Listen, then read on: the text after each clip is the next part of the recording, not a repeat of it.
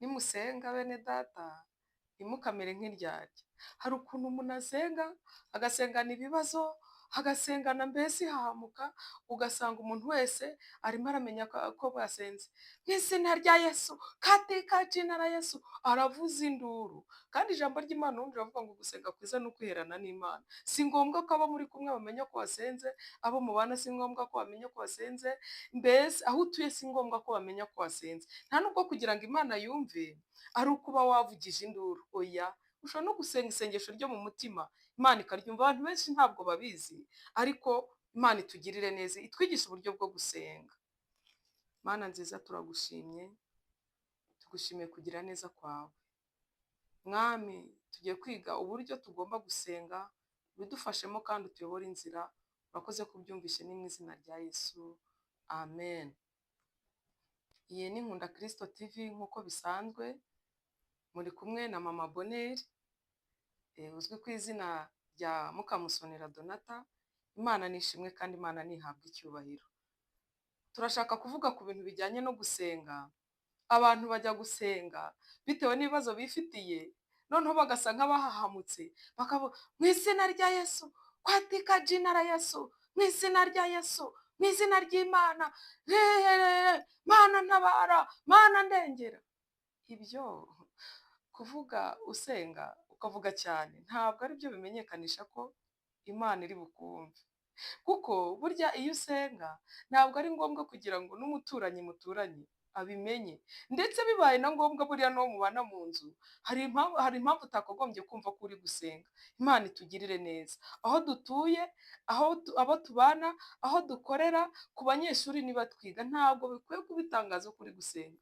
Imana itugirire neza. Buriya ushobora gusenga wenyine kandi ugasenga bucece wiherereye, Imana ikakumva. Imana itugirire neza kandi twiteho. Ariko kubera ibibazo abantu baba bifitiye, barasenga bavuza induru, barasenga basakuza, barasenga, mbese isi yose ikabimenya. Ariko reka mbabwire, gusenga kwiza ku batari babizi ni ukwihererana n'Imana cyane. Noneho ugasanga umuntu yasenze agapanga amasengesho yo kwiyiriza ubusa, kandi ijambo ry'Imana tuvuga ngo umva, icyo gihe ugomba kumera nk'umuntu udafite icyabaye. Imana itugirire neza. Noneho wenda ufite nk'umukoresha, ugasanga urimo avuga, arimo arakubwira ngo kora iki? Ndi mu masengesho y'iminsi 3. Ya, niba wiyemeje kuyasenga, saba imbaraga, Imana iguha imbaraga, ugume no mu nshingano. Imana itugirire neza kandi twiteho. Ugasanga umuntu arimo arakora ahantu wenda, reka tuvuge nko muri resitora, ko haranagoye kuhakirizwa cyangwa kuyiriza ubusa.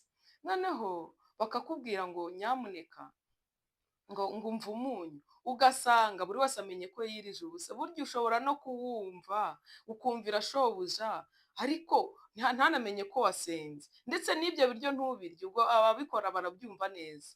Ushobora kutabimira ariko ukumva ko umunyu wakoze. Imana ishimwe kandi Imana ihabwa icyubahiro. Mu gusenga rero nyamuneka mureke dusengane ikinyabupfura.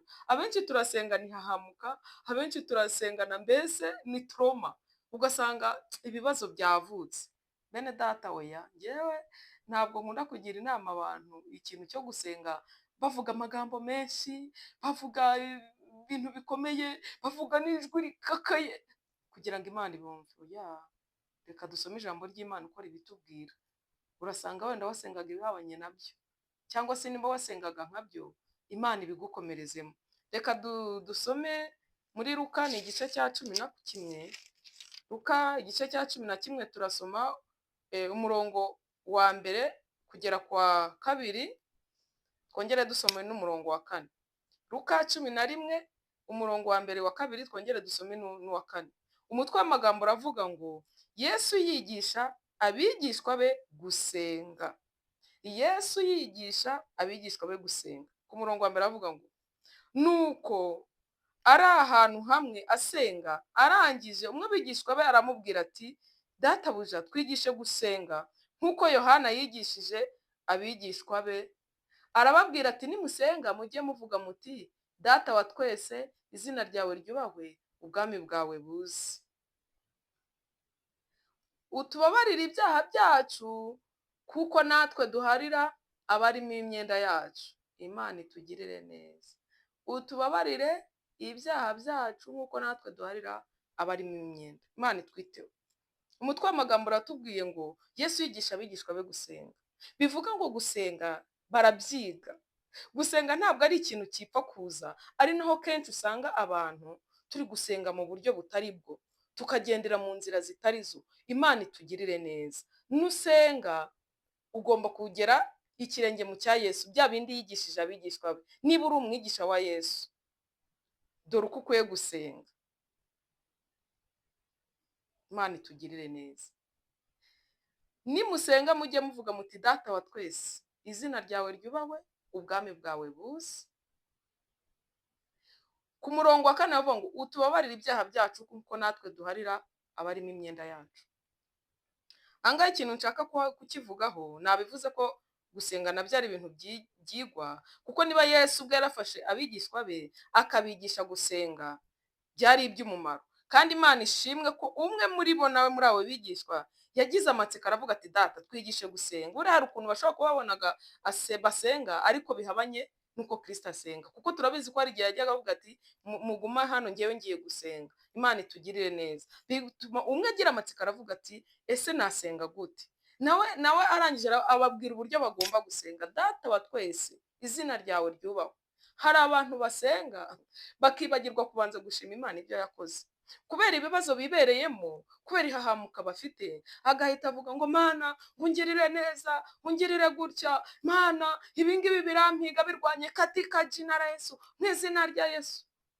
Oya, gusenga kwiza ni ukubanza gushimira Data wa twese, ugashimira Uwiteka Nyiringabo Imana. Wamara kumushimira, umva nanone, wamara kumushimira, ku murongo wa 4 kuvuga ngo utubabarire ibyaha byacu nkuko natwe duharira abarimo imyenda yacu. Bivuga ngo umaze gushima Imana ibyo yakoze, ugomba kwirengagiza bya bindi urimo ako kanya, ahubwo banza ushimira Imana ibyo yakoze. Byibuze Imana yumve ko wibuka ko hari ikintu Imana yagukoreye, ukaba uyigiye imbere kuyereka ibindi hari ibyo wibuka yakoze. Imana ishimwe. Banza ushima Imana. Ku murongo wa 4 w'iki gice akatubwira ngo utubabarire ibyaha byacu. Ni ukuvuga ngo umaze gushima Imana. Nyuma yo gushima Imana, mbere y'uko wavuga bya bindi byose, umaze gushima, kurikizaho kwihana ibyaha, kwicuza ibyaha. Imana itugirire neza. Ariko iki kintu abantu benshi bajya bakibagirwa. Mu isengesho ubanza gushima Imana yakoze ibya mbere, warangiza ukisuzuma ukavuga uti Imana nagucumuyeho, nabigenje gutya na gutya, ukihana. Utubabarire ibyaha byacu. Imana itugirira neza. Hahandi hose wagenze nabi, ya magambo wavuze, kwa kundi watekereje, ya migambi mibi, kwa kundi warebye ugacumura, kwa kunegurana, bwa busambanyi, bwa businzi, bwa buhehesi, bya bindi byose ukabisuka imbere y'Imana. Imana itugirira neza. Harangiza ngo uduharire imyenda yacu.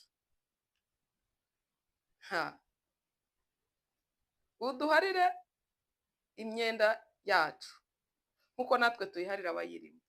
Kuko natwe utubabarira ibyaha byacu, kuko natwe duharira abarimo imyenda yacu hose. Imana itugirire neza. Ahantu nge iyo mageze kuri iri sengesho ndaceceka, akenshi ndabanza nkisuzuma nkavuga ntarya ubundi nta muntu mfitanye nawe ikibazo, nta muntu nimye imbabazi, nta muntu naba narabwiye nabi wenda kubw'ikosa yankoreye, kuko naryo ni ideni buryo ubugiyemo umuntu. Imana itugirire neza. Ese nta muntu undimo ikintu runaka nkaba muramwibazaho buri munsi, nkaba mutekerezaho buri munsi? Uku niko kubabarira gukwiriye. Kubabarirwa ibyaha ni kimwe, ariko natwe kubabarira ni ikindi. Ni ukuvuga ngo niba twakiriwe imbabazi z'Imana, natwe ni ngombwa kugira ngo natwe hagire abazakira zivuye kuri twebwe.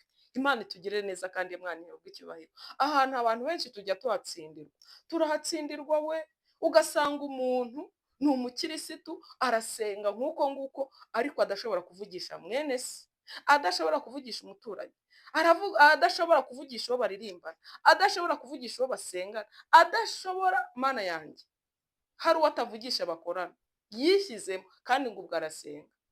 Ibyo byose igihe utamubabariye igihe utamuhariye iyo imva, ibyo ngibyo nawe biba bigoye kugira ngo Imana ikubabarire. Gusa Imana idushoboze kuri iki kintu kugira ngo natwe tubabarire bagenzi bacu, kuko ni gute dushobora gusaba Imana imbabazi nayo ikabidusaba guharira abandi ibyo baducumuyeho, twarangiza tukumva ko twe dukiranutse. Imana itugirire neza kandi Imana idushoboze, kuko natwe duharira barimo imyenda yacu bose, wongeyeho bose ntabwo ari umwe, ni bose. Ni ukwisuzuma ukareba ku bantu bose niba nta muntu ufiteho ikibazo.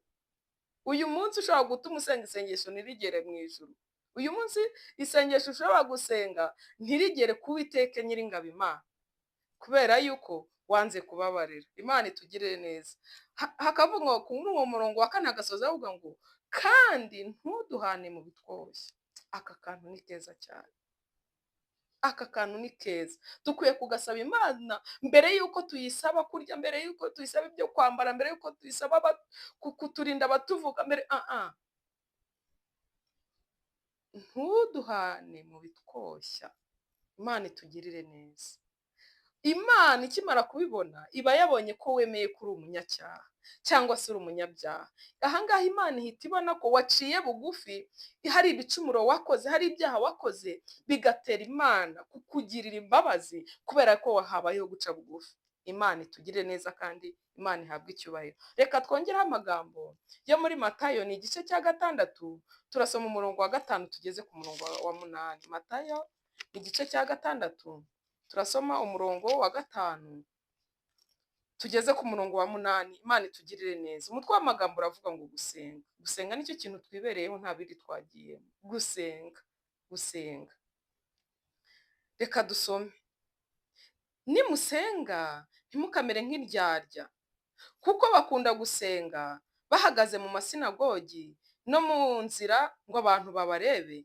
Ndababwira ukuri yuko bamaze kugororerwa ingororano zabo. Wehoho nusenga, aha hantu muhatega amatwi, wehoho nusenga ujye winjira mu nzu, ubanze ukinga urugi, uhere ko usenge so mwihereranye, nuko so ureba ibyiherereye azakugororera. Imana itugirire neza. Nujya gusenga, nidusenga ntitukamere nk'iki, nidusenga ntitukamere nk'indyarya. Niko ijambo ry'Imana rimeze, ni nako risobanuye rwose, ntanabyongeyeho. Ijambo ry'Imana rirambwiye ngo nidusenga, nanjye ndishyiramo ko ntabwo navuga ngo nimusenga kandi nanjye nkeneye gusenga. Nidusenga ntitukamere nk'indyarya. Imana itugirire neza.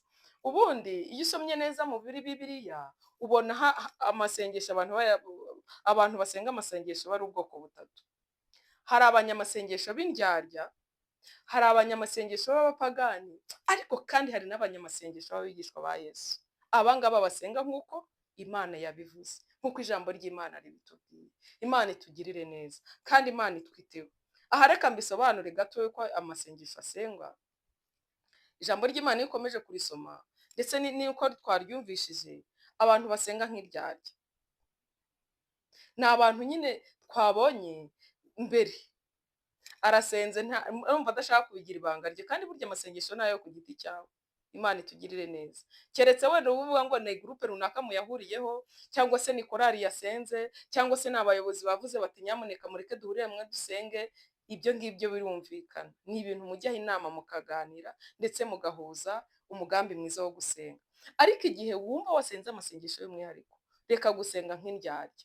Nabivuze ngo bimenywe nk'umuturanyi, bimenywe n'uwo mubana, bimenywe n'uwo mukorana. Imana itugirire neza kandi Imana itwiteho. Abantu b'indyarya ni abantu basenga kugira ngo abandi babibone ko ari abanyamasengesho, ari abahatari mu banyamasengesho. Hoya, ibyo Imana ntabwo ibibona neza. Abantu basenga bagatanga itangazo ko basenze, abo ngabo ni indyarya mu masinagogi. Ni ukuvuga ngo babandi mbese umuntu ashobora guhagarara hariya akagera nko niba ari nko ku rusengero agahagarara hariya ashaka kwereka abantu ko yasenze. Ayo ni amasengesho y'indyarya. Imana itugirire neza. Hari andi masengesho mvuze ngo amasengesho y'abapagani. Hari abantu babikora batabizi. Amasengesho y'abapagani ni ayahe? Twasenganye n'abantu, icyo reka gihereho. niba wenda twasenganye n'abantu turi mu rusengero turi benshi turi groupe turi amateraniro none igihe kikagera abantu bagatanga ibyifuzo kavuga ngo harimo abakene muze tubasengere, abashomeri muze tubasengere, ababuze ibyo kurya muze tubasengere, ababuze ibyo kwambara muze tubasengere, bikarangira mubasengeye gusa, nyamara muri mwebwe harimo igisubizo cy'umwe muri abo bantu bafite ikibazo.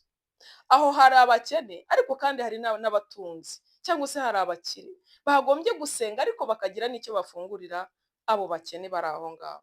Umuntu abuze icyo kwambara, uramusengeye kandi ufite imyenda hariya warunze, yabuze n'abayambara. Imana itugirire neza. Ugize amahirwe umuntu akakubwira ati njye ndi mu rwego nabuze icyo kwambara, nyamuneka nibyo gusenga nibyo, ariko gira n'icyo umufasha, kuko nutagira icyo umufasha uraba ubaye umupagani rwose, nta kintu uraba umumariye. Utabifite ntawakurenganya, ariko ndi kubivugira ku bantu babifite. Umuntu ugasanga abantu ubushomeri bwarabishe, noneho umuntu agatanga icyifuzo cy'ubushomeri. Hagati aho ngaho harimo umuntu ushobora kuba afite akazi runaka ntamuhaye akazi, icyo gihe usenze nk'umupagani rwose. Imana itugirire neza kandi Imana itwiteho kandi Imana idufashe. Icyo gihe ntaho tuba dutaniye na wa muntu uza gusenga n'ubundi yakoze ibyaha. Njye impamvu mbyitiranya ni uko nta rukundo tuba tugaragaje aho hantu, biba bigaragaza ko nta rukundo dufite. Muri iyi minsi rero nibyo byibereyeho, umuntu araza pe akaba azi ikibazo ufite kandi agifitiye n'ubushobozi, ntagire ikintu akora. Ayo masengesho njye nayita y'abapagani. Kera ubundi umuntu yaragusengeraga ariko akanagufungurira niba ufite ikibazo cy'ibyo kurya, niba ufite ikibazo cy'ubukene. Imana itugirire neza. Ari naho abenshi urukundo rugenda rukonja, umuntu ugasanga ntari gukunda inzu y'Imana kubera ko nta cyiza yigeze abonamo, bigatuma aba umupagani. Ubwo se twebwe twamusengeye harya ubwo tuba tugaragaje izihe mbuto? Gusenga nk'abapagani rero nanone ni umuntu ukora ibyaha yarangiza akajya mu nzu y'Imana. Dufite abantu arava gusambana, araza gusinda, aramara gusemanya, aramara gutukana, mbese bya bindi byose akaza mu rusengero kandi akihesha amahoro, ntiyigeze yatura icyo cyaha. Abo bantu ni abapagani bo mu rusengero. Imana itugirire neza. Umupagani nanone usenga ni wa muntu uba ufitanye n'ikibazo n'umuntu, bahurira mu rusengero ugasanga aravuze ngo buriya suri yaje kumara iki, kandi yarantutse. Nawe ntaho uba utaniye n'uwo wagututse, nyamara wenda yaraje yumva hari icyo yahindutseho, wowe ubundi umucira urubanza uri nkande. Birashoboka ko atateye intambwe ngo aza gusaba imbabazi, izo mbaraga ntazo yabonye. None se wowe kuri umukristo wamurushije iki? Imana itugirire neza. Ukimara kubona umuntu umuhuriye mu rusengero mwagiye gusenga, nashaka bari n'ahandi hantu atari no mu rusengero, tuvuga ngo Mana mbabarira ibyaha byanjye nk'uko nanjye numva ngiye kubabarira babandi bangiriye gutya na gutya. Imana itugirire neza. Uko niko gusenga bitarimo ubupagani, bitarimo uburyarya. Twabonye ko gusenga nk'abigishwa ba Yesu twabibonye. Utangira ushimira Imana ibyo yakoze, wamara gushimira Imana ibyo yakoze, wowe ubwawe ukisuzuma, wamara kwisuzuma ukavuga uti Imana mbabarira ibyaha byanjye, ariko kandi nk'uko nanjye ntabwo ari ukubikubabarira gusa nawe utabibabariye. Imana itwiteho kandi Imana itugirire neza. Wamara gusenga rero ubundi Imana ukayereka ibyawe byose. Imana itugirire neza. Dukwiye gusenga tudasenga nk'indyarya, dukwiye gusenga tutigaragaza nk'abapagani, ahubwo dukwiye gusenga nk'abigishwa ba Yesu. Twisubire mu iki gice cya 6 cyo muri Matayo, uyu murongo wa 7, reka dusome ku murongo wa 6. Turavuga ngo wowe nusenga ujye winjira mu nzu, ubanze ukinga urugi, uhere kusenge so mwihereranye, nuko so ureba ibyiherereye azakugororera. Aha hantu ho gukinga urugi rero hari ikintu nshaka kuhavuga. Hari ukuntu abazi ko gufata ugakinga urugi ari ugufata runo rugi rw'inzu twubatse. Oya, ntabwo ari rwo rugi hano rurimo kuvuga. Nabyo ni byiza kugira ngo wenda wirinde uwaza kukuderanje. Ariko urugi hano ruba ruvugwa ni urugi. Urugi ni ya matwi ushobora kwandarika uzi ngo uri gusenga, agatuma yumva ibyo utagobye kumva, bikakwinjiramo, byamara kukwinjiramo ugasanga bitumye hari ibyo utekereza muri wowe, kandi uri mu mwanya wo gusenga. Imana itugirire neza. Urugi rundi ruvugwa ni amaso. Aya maso murabizi ko aracumura pe, arareba agacumura. Aya maso banza nayo uyakinge, urugi rw'amaso rukinge. Imana itugirire neza. Noneho nurangiza ukinge n'urugi rw'umunwa. Uyu munwa uwurinde kuvuga ibidakwiriye mu gihe urimo gusenga, kuko niba wakinze wenda nk'urugero urugi rw'amatwi, wamara kumva hari igihe biba ngombwa uvuge bitewe n'ibyo wumvishije, cyangwa se nudakinga urugi rw'amaso hari igihe umunwa uri buvuge bitewe n'ibyo ubonye. Imana itugirire neza kandi Imana ihabwe icyubahiro. Hari inzugi dukwiye gukinga mbere y'uko dusenga. Ntabwo gusenga ari ukujagarara, bisaba kubanza gutuza, ukajya ahantu hamwe ukabwira Imana, Uwiteka Imana bana nanjye muri uku gusenga, warangiza ugakinga imwe muri iyo miryango tuvuze. Imana itugirire neza. Ikindi, urugi rw'ururimi, ururimi ari narwo rufasha umunwa kuvuga, urwo narwo ugomba kurukinga. Izo ni inzugi zigiye dusabwa gukinga. Abantu benshi bari bazi ko ari n'urugi rw'inzu rw'inyubako tuba turimo. Ya nabyo ni byiza nabivuze. Urundi rugi rero ni urw'amazuru. Reka nihereho.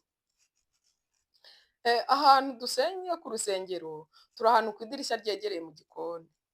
Hari ukuntu mbese abashyitsi baba baje, munabizi ko kwakira abashyitsi bagusuye ari iby'umumaro. Noneho bateka twakumva ya mpumuro y'amazuru, nubwo kuyafunga bigoye, ugasanga umwe akoze ku wundi ngo inyama ifashe irangi sha, ngo wabyumvishije, ugasanga umuntu ahise ava muri mood yo gusenga yari arimo, cyangwa se avuye muri mood yo gufashwa yari arimo, agiye mu guhumurirwa n'inyama, agiye guhumurirwa n'ibyo kurya. Rimwe na rimwe umuntu agahita wumva aravuze ati n'ukuntu nisonzeye, cyangwa se wamugana ugasanga binaguhumuriye, wari unashonje cyangwa urataha nta n'ibyo ubona. Izo ni inzugi zimwe dukwiye gukinga tugiye gusenga. Imana itugirire neza kandi Imana itwiteho. Bene data, nidusenga ntitukamere nk'iryarya. Kandi ijambo ry'Imana rikongera kavuga ngo namwe nimusenga ntimukavuga amagambo muyasubiramo. Mu izina rya Yesu, mu izina rya Yesu, mu izina rya Yesu. Kubw'ububabare bwe bukabije tugirire impuhwe kandi uzigirire n'isi yose. Kubw'ububabare bwe bukabije tugirire impuhwe kandi uzigirire n'isi yose. Mbese ugasanga amagambo yasubiyemo, Imana uzi ko itakumvishije. Nyamara burya nawe utavuga n'umuntu, ukaba wabishyize ku mutima, Imana yakugirira neza. None se reka twirebere urundi rugero rufatika tutiriwe tujya gusoma Bibiliya twese tuzi. Daniel mu rwobo rw'intare. Daniel mu rwobo rw'intare asenga. Buriya yari kubwejagura ngo yumve n'intare. Yasengeye mu mutima.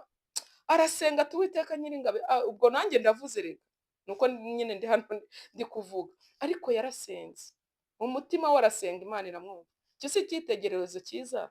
Saduraka, Meshaki na Abedenego mu itanura ry'umuriro ntabwo bigeze bavuza induru. Bo baravuze bati Mana naho wadukiza. Barimo babivugira mu mutima, Mana naho waturengera, mbese wadukiza utadukiza, ibyo byo ntabwo byatubuza kubahisha izina ryawe. Barasenze bucece. Imana itugirire neza.